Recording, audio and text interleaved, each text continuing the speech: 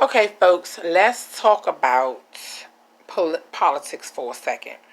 Let's get political for a moment. The NAFTA, the House has passed a bill. They've approved Trump's USMCA trade deal passing. So his whole agenda when he first got in office, not the whole agenda, but the majority of the things he spoke about was jobs and economics and things like that. So it was brought out to my attention that this whole impeachment situation is all a distraction from the NAFTA situation. So while they were voting on impeaching him, they were also voting on the renegotiation of the NAFTA deal. So the NAFTA, which is the national, let me tell you exactly what it is. NAFTA is the North American Free Trade Agreement. That was a crucial piece of his economic agenda and his strong bipartisan support. A lot of the representatives, the Democratic and the Republican representatives, were basically drawn in by Trump's commitment to renegotiate this deal. I was reading an article about it because I wanted to know more about it. For some reason, I was watching this episode of 2019's most talked about or most important political topics, agendas, and things like that. So as I was listening to the journalists report on those stories that they felt were the most important of 2019, or those issues or bills or whatever was going on, one stuck out to me. It was NAFTA. NAFTA stuck out to me for some reason. I'm always one of those people who don't utilize self-checkout because I feel like it's taking away jobs. So for me to feel that way and to bump into this whole scenario of this NAFTA being changed into USMCA, which is the United States Mexico Canada agreement that it is now called, which it still entails the US, Mexico, and Canada trading practices and trading commitments. And it was supposedly renegotiated because they felt like they were outsourcing a lot of things to international companies that the US could actually benefit from, and which includes US auto production, the increase of Canadian market access for US farmers, and to raise Mexico's minimum wage. So a lot of the people voted for Trump who were Democrats when the election took place.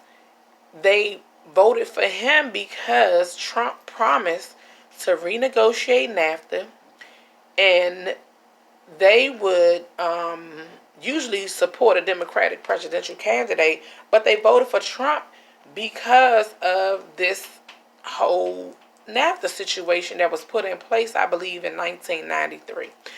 What's crazy to me is USMCA passed 385 to 41.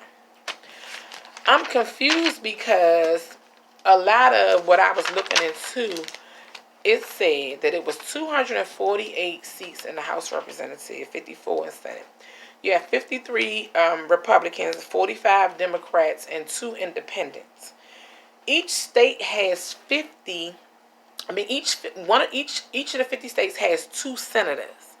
So each state has 2 senators, but those 2 senators may be the same representatives. They may both be Democrats, so they may both be Republicans. So to me, it's kind of crazy because the scales aren't balanced in my eyes. Because if I'm supposed to be a Republican, and it's 53 of us. And then you have 45 Democrats. It's 45 of us. Whenever we're voting, I would assume that those 53 Republicans are going to vote alike. But that doesn't happen. Why? I don't know. Why the parties don't, go with each other on every issue, I don't know. But to me, it's not a guaranteed situation where, I don't know. To me, it just seems like the Republicans always outweigh the Democrats somehow when it comes to certain things. And to me, that just don't seem like a win-win thing. But when I go and I dig deeper into the parties of the Democrat and Republican, when I dig deep into them and I look at what they stood for, the Republican Party is the party that it says Southern Democrats favor slavery in all territories, while their northern counterparts thought each territory should decide for itself via popular referendum.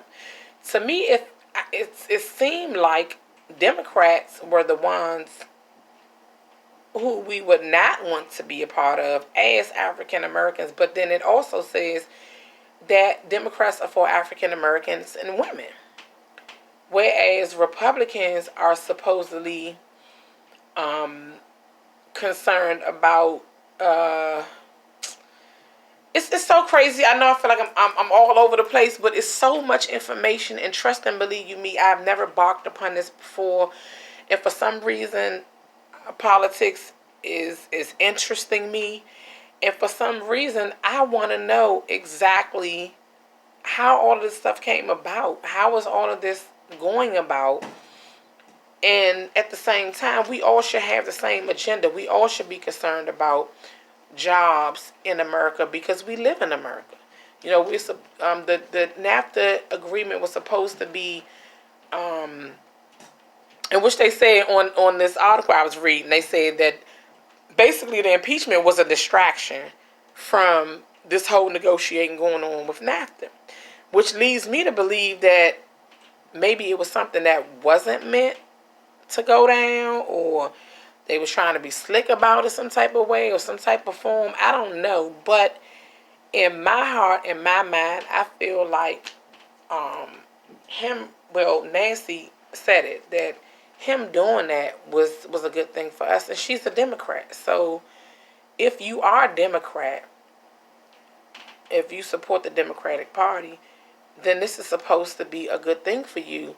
So Trump, again, gets kudos for that, which leads me to believe that in this next election, by him doing that, that may boost his, his chances of becoming president again. A lot of people don't like his tactics as an individual. A lot of people feel like he's racist. A lot of people say he's this, that, and the third. But to me, the livelihood of the people, the economic development, that's more important. For us to be able to live, strive, and survive out here in America is basically the reason why people come from other countries, because they feel like we have so much going on over here. We're able to do so many different things. So this is why he may end up back in office. A lot of people are against his issues and his policies and stuff like that. But it's just like a no good man. You get with a man. Y'all got to excuse my boobies all the way down here, because I ain't got on no bra. I'm about to put one on, though, when I go in the bathroom. I don't care. I got a chest now. I've been in this near-death, near-fatal accident. I could not even be sitting right here, right now, in front of this camera. So what I physically look like is not of interest to me right now at this very moment. I could have put on makeup, put on a bra, pin my hair up, and look real cute so y'all can have something to look at and not listening to. But I want you to focus on the distractions that are presented to us, and we need to focus more. We need to dig more into this political arena. We need to really look into what's really going on behind these closed doors with all of these people who get paid millions of dollars from our taxes to supposedly make sure that we're good and to supposedly make sure that we're okay. And a lot of them are looking out for self or looking out for the person sitting beside them, and they're not looking out for us little people. Um, they made it a point to put out that Thomas Jefferson and George Washington and these people strongly believed in the Democratic Party, but at the same time, is it benefiting us to continue to be Democrats? I'm looking at Cheryl Underwood now like maybe I should be a Republican. You know, maybe you should lean into certain things, but that's only it only comes into fruition in when the facts pop up and when things start to change and you notice that things are changing. Then you have an opportunity to say, okay, this is better for us. This is what we need. A lot of people feel like marriage is a benefit. A lot of people feel like being single is a benefit. It all depends on you as the individual, you as a person who is living in America at this very moment. A lot of people want to go along to get along and want to say what others are saying, and that is not something that I'm interested in. I am no longer interested in going along with what they think we're supposed to go along with or what the majority is going along with, because it's always a minority, and it's not always quantity, it's quality over quantity. You can have a million people, but if they're doing a million things wrong, then why even be lumped up in that situation? So the impeachment basically brought out some things that caused me to look. And like they're putting out the question, do you think Donald Trump will win in 2020? Do you think 2020's campaign will be his because of so many things that he has done? It still doesn't stop. It's just like the daddy that brings home the bacon but slap mama around sometimes. You continue to look at the good and sweep the bad to the side. And that's life. I mean, don't be upset with me. Don't bash me. I mean, this is just what is coming and entering to my mind. I can't control my thoughts. I can't control what I think. But as I sit here reading about politics and really looking at, you know, how this world is set up, and a lot of it came to pass after slavery. They started putting all these laws and all these things into place to kind of still control us in a sense, you know, to still be able to have to have their foot on our neck. So that's not benefiting us. That's benefiting them. That's keeping them in a certain position. And I'm not talking black or white.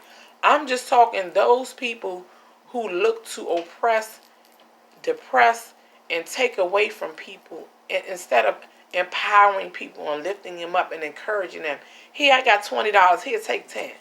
People aren't doing that, you know. So at the end of the day, I'm going to continue to look into these things. I can't really come to you right now, but I'm going to keep at it. I'm going to keep at it because I really want to understand. Even the smallest word like boon, I had to look boon up. Boon means to benefit. So they said that the USMCA agreement will benefit U.S. workers, U.S. manufacturers, and U.S. farmers. To me, that don't sound like a bad thing. That's just me, you know. So at the end of the day, I wanted to go live because I did want your feedback, but I wasn't able to go live because when you go live, you're looking at who tuned in and you heard about who's saying what, and I ain't feel like doing it. I just wanted to get this off of my chest, get me into this funk that I want to be in. And look, speaking of the USMCA bill being passed, it still has to be voted on by the Senate. So the Senate still has to get it. So everything that passes in one arena only passes to another arena, and then that's when it actually either is thrown out or is out. With the impeachment, the same situation. So nothing is ever solidified. Nothing is ever, boom, it's over. It's always, okay, boom, boom, boom, boom. Now it's over. You know, it's levels to it. It's never one boom. It's levels to it. You got to climb that corporate ladder. You got to step on that first step and keep going until you reach the top. So at the end of the day, I know to a lot of y'all I might sound crazy or whatever, but for whatever reason, somebody is trying to tear Trump down, and for whatever reason, there are others who are trying to build them up. I think that as long as we're able to provide for our families, as long as we're living a happy, peaceful life in the eyes of God, that the world will be a greater place. Everybody needs opportunity. The unemployment rate is up for men mostly. You know, women are doing their thing. They're going to school. They're going to school. They're getting these degrees. They're taking charge of their life. While men are sitting back wondering, what am I doing? What's my purpose? What? Nobody needs me. My girlfriend don't need me. She ain't pressed for a husband. My mother don't need me. So some people are getting it right and some people are getting it wrong. But at the end of the day, for real, there is no right or no wrong. It's whatever you choose to believe to be the best thing for your life. So at the end of the day, I don't know where this going to go. I don't know how far this going to go. I don't know how it's going to be received. I just wanted to talk to you people, whoever want to listen, whoever want to hear what I have to say, whoever want to give me feedback, whoever want to comment. A lot of y'all feel like, oh, if I tell her, she ain't going to pay me no. And I'm not like that no more. I'm growing up. I'm 48 years old. I'm moving into my mature self.